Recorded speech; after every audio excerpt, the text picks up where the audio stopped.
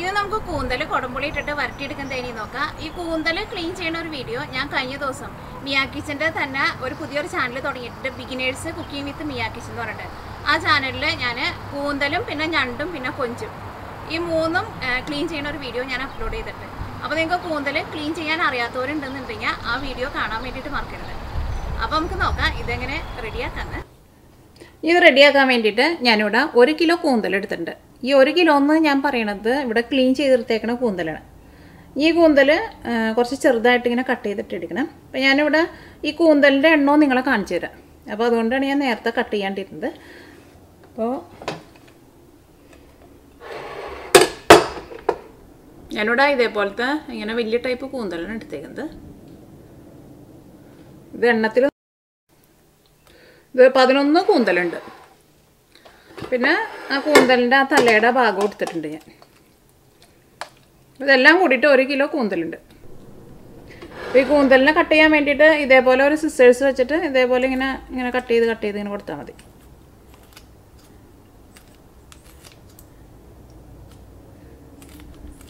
അപ്പോൾ മുഴുവനും കട്ട് ചെയ്യുന്നത് ഞാൻ നിങ്ങളെ കാണിക്കുന്നില്ലേ. അപ്പോൾ ഇത് നീക്കി വയ്ക്കാം. ഇതിലേക്ക് ഞാനിവിടെ ഇതേപോലത്തെ 2 മീഡിയം സവോള എടുത്തിട്ടുണ്ട്. പിന്നെ വെളുത്തുള്ളി വേണം. വെളുത്തുള്ളി ഇതേപോലെ 2 കൂട് വെളുത്തുള്ളി എടുത്തിട്ടുണ്ട്. വെളുത്തുള്ളി ഇതിലേക്ക് നമ്മൾ കുറച്ച് കൂടുതൽ ചേർക്കണം. വെളുത്തുള്ളി ഞാനിവിടെ ചതച്ചെടുത്തിട്ടുണ്ട്. ഇനിയിപ്പോൾ നിങ്ങളുടെ അടുത്ത് ചതയ്ക്കണത് ഇല്ലയെന്നുണ്ടെങ്കിൽ മിക്സിയുടെ ചെറിയ ജാറിലിട്ടിട്ട് ഒന്ന് കറക്കിയിട്ടെടുക്കുക. പിന്നെ ഇതേപോലത്തെ 1 കഷ്ണം ഇഞ്ചി എടുത്തിട്ടുണ്ട്. ഇഞ്ചിയും ഒന്ന് ചതച്ചെടുക്കണം. സവോള നല്ല കനം കുറച്ചിട്ടൊന്ന് കട്ട് ചെയ്തിട്ടെടുക്കണം. പിന്നെ 2 ചെറിയ പച്ചമുളക് എടുത്തിട്ടുണ്ട്. ഈ പച്ചമുളക് ഒന്ന് കീറിയിട്ടിടുക. ഇതിലേക്ക് മസാലപ്പൊടികളായിട്ട് മഞ്ഞൾപ്പൊടിയും വേണം, മല്ലിപ്പൊടിയും വേണം, മുളകിൻ്റെ പൊടിയും വേണം, ഗരം മസാലയും വേണം. ഈ കൂന്തൽ ഫസ്റ്റ് നമ്മൾ വേവിച്ചിട്ടെടുക്കും. അതിന് വേണ്ടിയിട്ട് ഇതേപോലത്തെ ഒരു ചെറിയ കഷ്ണം കുടംപുളി എടുത്തിട്ടുണ്ട്. ഒരുപാട് വലിയ പീസ് എടുക്കണ്ട. ഇതേപോലത്തെ ഒരു ചെറിയ കഷ്ണം കുടംപുളി എടുക്കുക. ആ കുടംപുളി നിങ്ങൾ എടുക്കാൻ പോകുന്നതിന് മുമ്പ് ഒന്ന് വെള്ളത്തിലിട്ടിട്ട് ഒന്ന് കുതിർത്തിയിട്ട് എടുക്കുക. അപ്പോൾ നിങ്ങൾ ഏറ്റവും ആദ്യം കുടംപുളി ഒന്ന് നന്നായിട്ടൊന്ന് കഴുകുക. അത് കഴിഞ്ഞിട്ട് ഇതേപോലെ കുറച്ച് വെള്ളത്തിൽ കുതിർത്തിയിട്ട് എടുക്കുക. അപ്പോൾ ആ കുതിർത്താൻ എടുക്കുന്ന ആ വെള്ളം കൂടിയിട്ട് ഈ കൂന്തൽ വേവിക്കുമ്പോൾ അതിലേക്ക് ചേർക്കുക. ഈ ഫസ്റ്റ് കൂന്തൽ വേവിച്ചിട്ട് എടുക്കുക. അതിന് വേണ്ടിയിട്ട് ഈ പാത്രത്തിലേക്ക് കൂന്തൽ ചേർക്കുക. ഇതിലേക്ക് ചതച്ചെടുത്തേക്കണ ഇഞ്ചി ചേർക്കുക. അത് ഞാൻ ഏറ്റവും ആദ്യം 1 കഷ്ണം ഇഞ്ചിയല്ലേ കാണിച്ചിട്ടുണ്ടായിരുന്നുള്ളൂ. അപ്പോൾ അതേപോലത്തെ ഒരു 2 കഷ്ണം ഇഞ്ചി എടുക്കുക. കാരണം ഇത് വേവിച്ചിട്ട് എടുക്കുമ്പോഴും ഇഞ്ചി ചേർക്കണം. ഇനി നമ്മൾ സവോളയ്ക്ക് വഴറ്റിയിട്ട് ചേർക്കില്ലേ, അപ്പോഴും നമുക്കൊരു കഷ്ണം ഇഞ്ചി ചേർക്കാം. നിങ്ങൾ 2 കഷ്ണം ഇഞ്ചി എടുത്തോ. ഇതിലേക്ക് ആ കുടംപുളിയും പിന്നെ കുടംപുളി ഇട്ട് വെച്ചിരുന്ന വെള്ളമുണ്ടല്ലോ അതും കൂടിയിട്ട് ചേർക്കാം. ഇത് വേവിക്കാൻ വേണ്ടിയിട്ട് പിന്നെ ഇതിലേക്ക് നമ്മൾ സെപ്പറേറ്റ് വെള്ളം ചേർക്കണ്ട. കാരണം കൂന്തൽ ചൂടായി കഴിഞ്ഞ് കഴിയുമ്പോൾ ഇതിൻ്റെ ഉള്ളിൽ നിന്ന് തന്നെ കുറച്ച് അത്യാവശ്യം നന്നായിട്ട് വെള്ളം വരും. പിന്നെ നമ്മളിപ്പോൾ ഈ കുടംപുളി വെള്ളത്തിലിട്ട് വെച്ചിരുന്ന വെള്ളം കൂടി ചേർത്തിട്ടുണ്ടല്ലോ. ഇനി ഇതിലേക്ക് മഞ്ഞൾപ്പൊടി ചേർക്കാം. മഞ്ഞൾപ്പൊടി ഞാൻ ഇതിലേക്ക് ഒരു 1/4 ടേബിൾ സ്പൂൺ ചേർക്കുന്നുണ്ട്. ഇതിലേക്ക് 2 പച്ചമുളക് ഒന്ന് കീറിയിടാം. ഇതിലേക്ക് നിങ്ങൾ കറിവേപ്പില ഉണ്ടെങ്കിൽ കറിവേപ്പിലയും കൂടിയും ചേർക്കുക. ഇതേപോലെ വേവിച്ചിട്ട് എടുക്കുമ്പോഴും ചേർക്കുക. പിന്നെ സവോളയ്ക്കും വഴറ്റിയിട്ട് എടുക്കുമ്പോഴും കറിവേപ്പില ചേർക്കുക. ഇതെല്ലാം കൂടിയിട്ട് നന്നായിട്ടൊന്ന് മിക്സ് ചെയ്യുക. ഈ കുടംപുളി കുറച്ച് അടിയിലായിട്ട് കിടന്നോട്ടെ.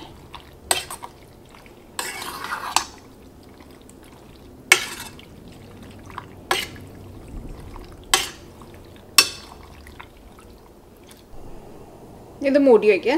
ഇത് നന്നായിട്ട് തിളച്ച് കഴിഞ്ഞ് കഴിയുമ്പോൾ ഒന്ന് ഇളക്കി കൊടുക്കണം. അപ്പോൾ ഇത് തിളച്ച് തുടങ്ങിയിട്ടുണ്ട്. ഇത് തിളച്ച് പോകാണ്ട് നോക്കണം. കാരണം ഇത് തിളച്ച് പോകാനുള്ള സാധ്യത ഭയങ്കര കൂടുതലാണ്. നിങ്ങൾ ഇടയ്ക്കൊന്ന് ചെക്ക് ചെയ്തുകൊണ്ടിരിക്കണം. ഇപ്പോൾ കൂന്തൽ ഞാനിവിടെ ഇതേപോലെ ഒരു 10 മിനിറ്റ് നന്നായിട്ട് തിളപ്പിച്ചിട്ടുണ്ടായിരുന്നു.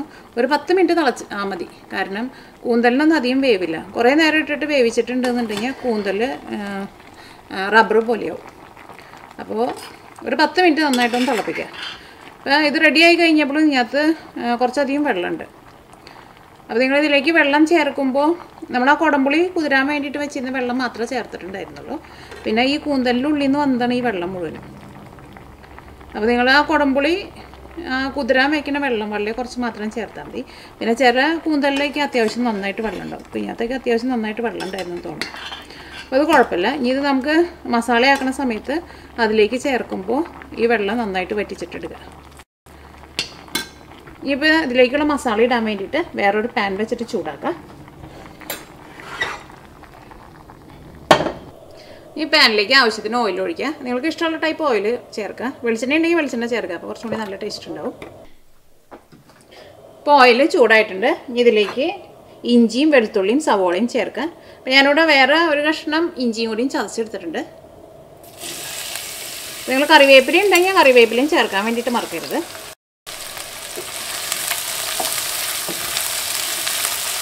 ഇതെല്ലാം കൂടിയിട്ട് നന്നായിട്ടൊന്ന് വഴന്ന് വരണം. വഴന്ന് വരാമെന്ന് വെച്ചിട്ടുണ്ടെങ്കിൽ ഈ സവോളയൊക്കെ നല്ല സോഫ്റ്റായിട്ട് വരണം.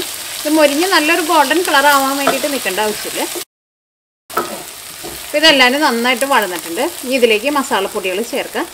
ഫസ്റ്റ് മഞ്ഞൾപ്പൊടി ചേർക്കാം. ഞാൻ അതിലേക്ക് ഒരു 1/4 ടേബിൾ സ്പൂൺ മഞ്ഞൾപ്പൊടി ചേർക്കുന്നുണ്ട്. അപ്പോൾ മഞ്ഞൾപ്പൊടിയും ഇതിനകത്ത് കിടന്നിട്ട് നന്നായിട്ട് മൊരിഞ്ഞിട്ടുണ്ട്. ഇനി ഇതിലേക്ക് മല്ലിപ്പൊടി ചേർക്കാം. മല്ലിപ്പൊടി ഞാൻ ഇതിലേക്ക് 1 ടേബിൾ സ്പൂൺ ചേർക്കുന്നുണ്ട്. ഇതിലേക്ക് മുളകിൻ്റെ പൊടി ചേർക്കാം. മുളകിൻ്റെ പൊടി നിങ്ങളുടെ എരിവിനനുസരിച്ചിട്ട് ചേർക്കാം. ഞാൻ അതിലേക്ക് ഒരു 1/2 ടേബിൾ സ്പൂൺ അല്ലെങ്കിൽ ഒരു 3/4 ടേബിൾ സ്പൂണിൻ്റെ അടുത്ത് ചേർക്കാം. നിങ്ങളുടെ എരിവിനനുസരിച്ചിട്ട് ചേർത്ത് കൊടുക്കാം. കാരണം ഇത് വേവിച്ചപ്പോൾ നമ്മൾ ഇതിലേക്ക് 2 പച്ചമുളക് ചേർത്തിട്ടുണ്ടല്ലോ. പിന്നെ മുളകിൻ്റെ പൊടി അതനുസരിച്ചിട്ട് ചേർത്ത് കൊടുത്താൽ മതി. ഈ മുളകിൻ്റെ പൊടി ഇതിനകത്ത് കിടന്നിട്ട് നന്നായിട്ട് മൊരിയണം.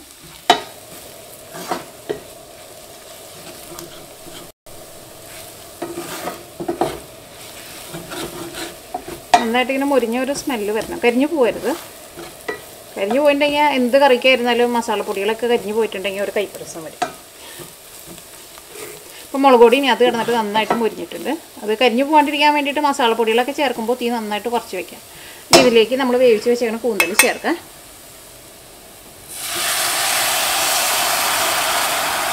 അപ്പോൾ ഇതിനകത്ത് കുറച്ച് കൂടുതൽ വെള്ളമുണ്ട്. പക്ഷേ കുഴപ്പമില്ല, നമുക്ക് ആ വെള്ളം വറ്റിച്ചിട്ടെടുക്കാം.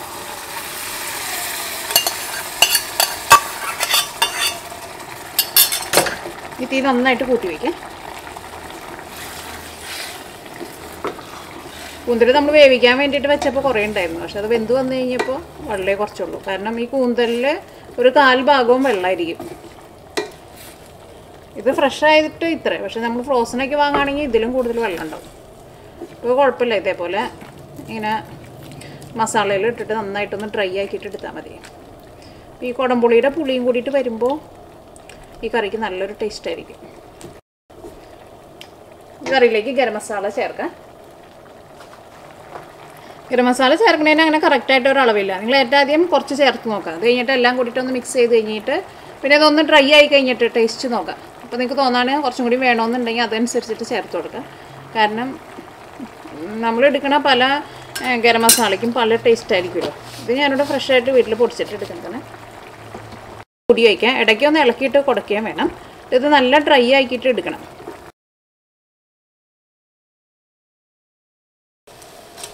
ഇത് നല്ല ഡ്രൈ ആയിട്ട് വന്നിട്ടുണ്ട്. ഇനി നിങ്ങൾ ഇതിൻ്റെ ടേസ്റ്റ് നോക്കാം. എന്നിട്ട് നിങ്ങൾക്ക് ഇപ്പോൾ ഉപ്പ് കുറവ് പോലെ തോന്നുന്നുണ്ടെന്നുണ്ടെങ്കിൽ ഉപ്പ് ചേർക്കുക.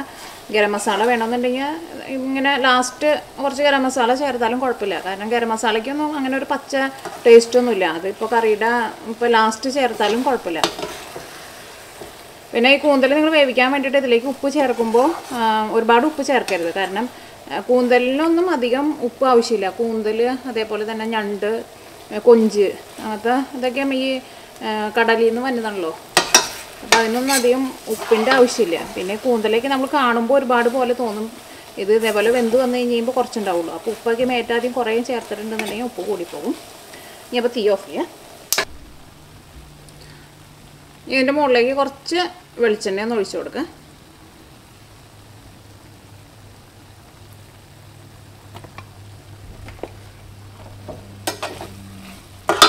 തീ ഓഫ് ചെയ്ത് കഴിഞ്ഞിട്ട് കുറച്ച് വെളിച്ചെണ്ണ ഒന്ന് ഒഴിച്ചു കൊടുക്കുക.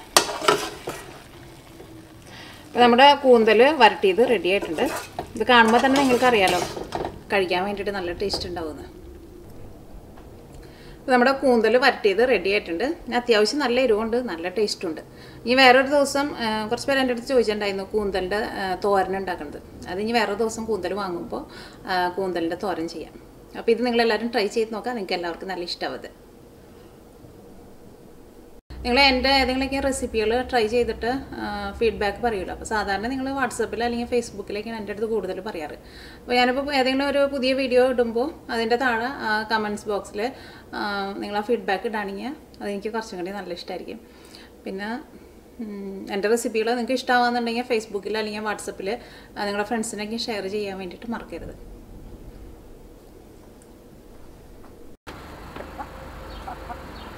ബൈ പറഞ്ഞേ, ബൈ പറ, ബൈ പറ, ബൈ ബൈ ബൈ പറയടി, ബൈ പറയടി, അങ്ങോട്ട് നോക്ക്, ബൈ പറഞ്ഞേ, ബൈ പറ, ബൈ പറ, ബൈ പറ, ബൈ പറ, ബൈ പറഞ്ഞേ.